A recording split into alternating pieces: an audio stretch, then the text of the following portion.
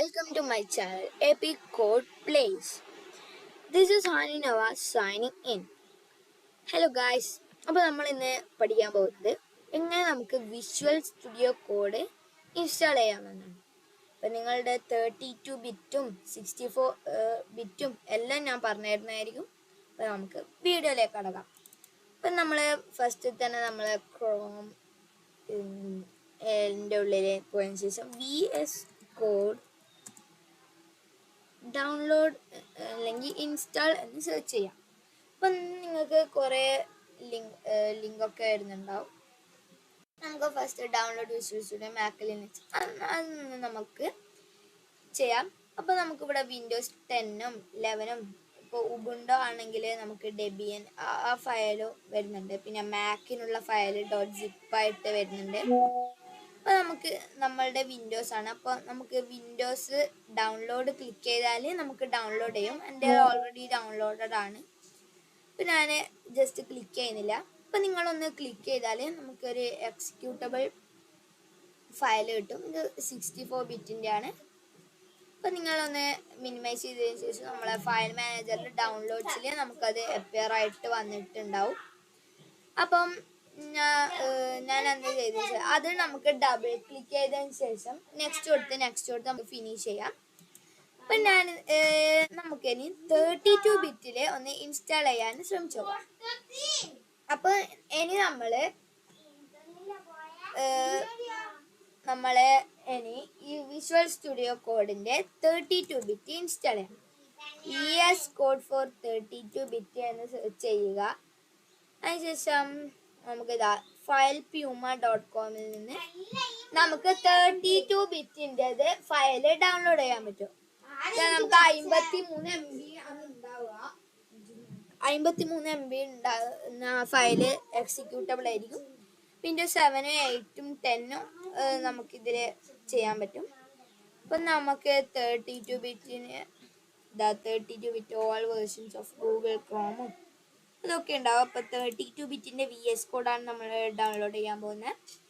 ഇപ്പോൾ 32 ബിറ്റിൻ്റെ അത് എക്സിക്യൂട്ടബിൾ ആയിട്ട് നമുക്ക് നെക്സ്റ്റ് കൊടുത്ത് ശരിയാകാം. ഇനി നമ്മൾ പറയാൻ പോകുന്നത് VS കോഡിനെ കുറിച്ചും VS കോഡിലെ കുറച്ച് യൂസ്ഫുൾ ആയ എക്സ്റ്റൻഷനെ കുറിച്ചും. അപ്പോൾ നമ്മളെ VS കോഡ് ഒന്ന് ഓപ്പൺ ചെയ്താൽ നമുക്ക് ഇങ്ങനെ ഒരു സ്ക്രീൻ ആയിരിക്കും ഓപ്പൺ വരാം. ഇങ്ങനെയല്ല, നമുക്ക് ജസ്റ്റ് ഒരു ഓപ്പൺഡ് ഫയൽ ആയിരിക്കും. നമുക്ക് ഡോക്യുമെൻറ്റ്സിൻ്റെ ഉള്ളിൽ എപ്പിക് കോഡ് പ്ലേസിൻ്റെ ഉള്ളിൽ നമുക്ക് ന്യൂ ഫോൾഡർ ആക്കിയതിന് ശേഷം നമുക്ക് റൺ ചെയ്ത് നോക്കാം. ന്യൂ ഫോൾഡർ HTML എന്ന് പറയുന്ന ഫോൾഡർ ഉണ്ടാക്കാം. ശേഷം HTML ഫോൾഡർ ഉണ്ടാക്കിയിട്ട് നമ്മളതൊന്ന് സെലക്ട് ചെയ്യുക. അപ്പം കുറച്ച് സ്ലോ ആണ്. നമുക്കൊന്ന് സെലക്ട് ചെയ്താൽ നമുക്ക് ഇങ്ങനെയുള്ളൊരു സ്ക്രീൻ ആയിരിക്കും വരുന്നത്. വെൽക്കം സ്ക്രീൻ ആയിരിക്കും വരുന്നത്. പിന്നെ HTML ഫയൽ. അപ്പോൾ നമ്മളിനി നിങ്ങൾക്ക് HTML CSS ഒന്നും അറിയില്ലെങ്കിൽ പേടിക്കണ്ട. ഞാൻ അതിനെക്കുറിച്ച് ജസ്റ്റ് ബേസിക്കാണ് ഇപ്പോൾ പറയുന്നത്. നമുക്ക് അടുത്ത വീഡിയോയിൽ നമുക്ക് ഫോൾഡർ സ്ട്രക്ചർ പറയാം. അപ്പോൾ അതിനുശേഷം നമ്മളിവിടെ വിഷ്വൽ സ്റ്റുഡിയോ കോഡിൻ്റെ സ്ക്രീനൊന്ന് ജസ്റ്റ് ഇത് ചെയ്യാം. അപ്പോൾ നമ്മൾ HTML ഫോൾഡർ ഇവിടെ റൺ ആയിട്ടുണ്ട്. അതിനുശേഷം നമ്മൾ എക്സ്പ്ലോറർ സെർച്ച് ഇതിൻ്റെ നടുക്ക് ഇവിടെ ആയിട്ട് എക്സ്റ്റൻഷൻ എന്ന് പറയുന്ന ഒരു സംഭവം ഉണ്ടാവും. അപ്പം ഞാൻ ഇതൊക്കെ ഇൻസ്റ്റാൾ ചെയ്തതാണ്. ഇപ്പോൾ 32 ബിറ്റ് ആണെങ്കിൽ നിങ്ങൾക്ക് ഇതിൽ ചിലത് ഇൻസ്റ്റാൾ ചെയ്യാൻ പറ്റില്ല. അപ്പം നമുക്ക് ഡോക്കർ എന്ന് പറയുന്നത് നമുക്ക് ഫസ്റ്റ് ഇൻസ്റ്റാൾ ചെയ്യേണ്ടത് ഓട്ടോ പ്രോഗ്രാമിംഗ് എന്ന് പറയുന്ന പാക്കേജാണ്. അപ്പോൾ നമ്മളിങ്ങനെ നല്ല ഒരു ഇവിടെ തന്നെ നിങ്ങൾക്ക് കാണാൻ പറ്റും. ഇവിടെ നമ്മൾക്കുള്ള കോഡ് എഴുതി കൊടുത്താൽ നമുക്ക് ഇവിടെ വരും. അതിനുശേഷം നമ്മൾ ബിൽഡർ കൊടുത്തിട്ട് അങ്ങനെയൊക്കെ കൊടുത്താൽ ശരിയാവും. അപ്പോൾ അത് നിങ്ങൾക്ക് ഇൻസ്റ്റാൾ ചെയ്യാം. പിന്നെ ഇത് എന്തായാലും നിങ്ങൾക്ക് മറവിയുള്ള കുറച്ച് ആൾക്കാരുണ്ടാവും. നിങ്ങൾ ഒരു സ്പേസ് ഇട്ടാൽ വരെ സേവ് ആക്കിയിട്ടാണ് റൺ ചെയ്യേണ്ടത്. അപ്പോൾ സേവ് ആക്കുക, എന്നിട്ട് റൺ ചെയ്യാം. അതിനുശേഷം നമ്മൾ auto save on window change ആണ്. നമ്മൾ auto save on window change download ചെയ്ത് കഴിഞ്ഞാൽ നിങ്ങൾക്ക് എന്താ ഇവിടെ ഇതൊക്കെ കാണാൻ പറ്റും. ഓട്ടോ സേവ് ആയിക്കോളും. ഇവിടെ ഇപ്പൊ ഞാൻ ഇവിടെ തന്നെ കാണാൻ പറ്റും. ഇപ്പൊ ഹായ് മാറ്റിയാൽ ഓട്ടോമാറ്റിക്കായിട്ട് സേവ് ആവും. അപ്പോൾ പിന്നെ അടുത്ത് നമുക്ക് വരുന്നതാണ് കോഡ് GPT. കോഡിലേക്ക് പ്രോ AI കോപ്പൈലറ്റ്. നമുക്കിത് GPT എല്ലാവർക്കും ഈ തരത്തിൽ GPT അറിയുന്നതായിരിക്കും. ഈ GPT നമുക്ക് എന്താ ഇവിടെ എന്തെങ്കിലും കോഡിന്റെ എററായിട്ട് വന്നാൽ നമുക്ക് ഇതിൽ അടിച്ചു കൊടുത്തതിന് ശേഷം ഇവർ പറഞ്ഞുതരും. അത് ജസ്റ്റ് നമ്മളൊരു ഇതുപോലെ ജസ്റ്റ് ഒരു അസിസ്റ്റന്റ് പോലെ. അപ്പം അത് ഇൻസ്റ്റാൾ പിന്നെ ഡോക്കർ എന്ന് പറയുന്ന ഇതും കൂടി ഒന്ന് ഇൻസ്റ്റാൾ ചെയ്യുക. ഇത് നമുക്ക് വേറെയും കുറേ ലാംഗ്വേജസ് ഉണ്ടാവും. അത് റിക്കമെൻഡഡ് ആണ്, അതുകൊണ്ടാണ് ഇൻസ്റ്റാൾ ചെയ്യുന്നത്.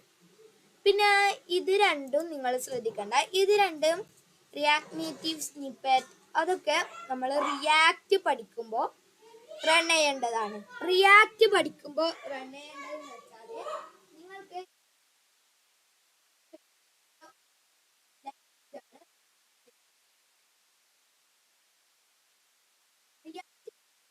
റിയാക്റ്റും ഡൗൺലോഡ് ചെയ്യുമ്പോൾ നമ്മൾ ES7 റിയാക്റ്റ് ആണ് ചെയ്യുമ്പോൾ ഗ്രാഫിക് സ്നിപ്പെറ്റ്സ് ഇടും. പിന്നെ ഇവിടെ റിയാക്ട് നേറ്റീവ് സ്നിപ്പെറ്റ്സ് റിയാക്ട് അത് തന്നെയാണ്. പിന്നെ നമുക്ക് വരുന്ന ലൈവ് സെർവർ, അത് നിങ്ങൾക്ക് ഈ വീഡിയോ അല്ല കാണുന്നുണ്ടാവും.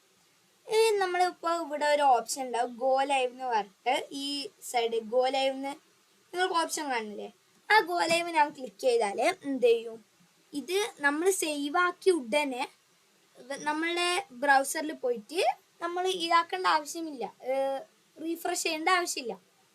അപ്പോൾ അതിന് വേണ്ടിയിട്ടാണ് ഇത് ഉപയോഗിക്കുന്നത്. പിന്നെ നമുക്ക് മെറ്റീരിയൽ ഐക്കൺ തീം, നമുക്ക് ഈ നമ്മൾ .html .css അതൊക്കെ അതിനൊക്കെ നമ്മൾ എന്ത് ചെയ്യും? ഒരു ഐക്കൺസ് ഉണ്ടാവില്ലേ? അതാ ഇവിടെ HTMLന്റെ ഐക്കൺ നിങ്ങൾക്ക് കിട്ടും. പിന്നെ ഇത് ഇൻസ്റ്റാൾ ചെയ്താൽ നമുക്ക് ഇവിടെ സെറ്റ് ഫയൽ ഐക്കൺ തീമിൽ മെറ്റീരിയൽ ഐക്കൺ തീം ഒന്ന് സെറ്റ് ചെയ്ത് കൊടുത്താൽ നിങ്ങൾക്ക് ഇതിൻ്റെയൊക്കെ ലോഗോ ഈ എക്സ്പ്ലോറിൽ പോയാൽ കാണുന്നതായിരിക്കും. ഇപ്പം ഞാനൊരു ഫയൽ ക്രിയേറ്റ് ചെയ്തിട്ടില്ല. അടുത്തത് നമുക്ക് ഫോൾഡർ സ്ട്രക്ചറിലേക്കാണ് പോകുന്നത്. അപ്പോൾ നമുക്ക് അടുത്ത ഇത് നോക്കാം. പിന്നെ മെറ്റീരിയൽ തീം, ഇപ്പം നിങ്ങൾക്ക് വിഷ്വൽ സ്റ്റുഡിയോ കൊണ്ട് ഡിഫോൾട്ട് സ്ക്രീനിൽ തന്നെ ഈ കണ്ണൊക്കെ പിടിക്കണമെന്നില്ല. അപ്പോൾ നിങ്ങൾ എന്ത് ചെയ്യുക? നിങ്ങൾക്ക് ഇഷ്ടമുള്ള കളറ് സെലക്ട് ചെയ്യുക. പിന്നെ സെലക്ട് കളർ തീം കൊടുത്താൽ മെറ്റീരിയൽ തീം ഡാർക്കർ ഉണ്ട്. ഞാൻ ഈ ഡാർക്കറാണ് സെലക്ട് ചെയ്തിട്ടുള്ളത്. പിന്നെ ഇവിടെ മെറ്റീരിയൽ തീം ഐക്കൺ അത് വേണമെന്നില്ല, അത് ഇതേപോലെ ഐക്കൺസ് ആയിട്ടാണ്. പിന്നെ വരുന്നത് പ്രത്യയ, നമ്മളുടെ കോഡിന് ഒരു സ്റ്റാൻഡേർഡ് കീപ്പ് ചെയ്തിട്ടാണ് ചെയ്യേണ്ടത്. അപ്പോൾ ആ സ്റ്റാൻഡേർഡാണ് പ്രത്യയ. ഈ സ്റ്റാൻഡേർഡ് തെറ്റായിട്ട് നമ്മൾ എന്തെങ്കിലും ചെയ്താൽ അപ്പോൾ അവിടെ പ്രത്യയ എറർ അടിക്കും. അപ്പോൾ അത് ഒന്ന് ഇൻസ്റ്റാൾ ചെയ്യാം. പിന്നെ ലാസ്റ്റ് സേവ് ടൈപ്പിംഗ്, നമ്മൾ ടൈപ്പ് ചെയ്യുന്നതെല്ലാം സേവ് ചെയ്യാം. അപ്പോൾ ഇത്രയും ആണ് നമ്മളുടെ യൂസ്ഫുൾ ആയിട്ടുള്ള എക്സ്റ്റൻഷൻസ് VS കോഡിൽ വരുന്നത്. ഇനി നമുക്ക് അടുത്ത വീഡിയോയിൽ നമുക്ക് എന്ത് ചെയ്യാം? ഫയൽ സ്ട്രക്ചർ അല്ലെങ്കിൽ ഫോൾഡർ സ്ട്രക്ചറും കോഡിങ്ങിനെ കുറച്ച് കാര്യങ്ങൾ പറയാം. അപ്പം എല്ലാവരും സബ്സ്ക്രൈബ് ചെയ്യുക, ലൈക്ക് ചെയ്യുക, ഷെയർ ചെയ്യുക. തൊട്ടടുത്തുള്ള ബെല്ലൈക്കണിന് ഞാനിടുന്ന വീഡിയോ നോട്ടിഫിക്കേഷൻ ആയിട്ട് വരും. But this is Animal in Navas signing out. Bye bye guys.